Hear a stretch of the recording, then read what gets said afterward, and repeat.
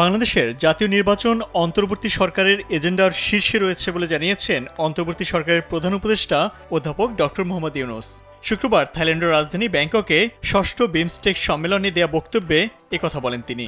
এর আগে আগামী 2 বছরের জন্য বিমস্টেকের চেয়ারম্যানের দায়িত্ব নেন ডক্টর ইউনূস। বিমস্টেক অঞ্চলে টেকসই উন্নয়ন এবং অর্থনৈতিক স্থিতিশীলতার জন্য জ্বালানি নিরাপত্তা খুবই গুরুত্বপূর্ণ। লিখিত বক্তব্যে প্রধান উপদেষ্টা বলেন, বর্তমান সরকার দেশের প্রতিটি নাগরিকের সাংবিধানিক অধিকার নিশ্চিত করতে চায়। বিশেষ করে নারী, জাতিগত ও ধর্মীয় সংখ্যালঘুদের অধিকার সংরক্ষণের ক্ষেত্রে দৃঢ় প্রতিজ্ঞ। রোহিঙ্গা প্রসঙ্গে ডক্টর ইউনূস বলেন, রোহিঙ্গা প্রত্যাবাসনে উপযুক্ত পরিবেশ তৈরিতে রাখাইনে মানবিক চ্যানেল করা যেতে পারে। কাম অন ব্রো, এসব অনেক কিছু আসবে আর যাবে, এক্সপার্ট কিন্তু থেকেই যাবে।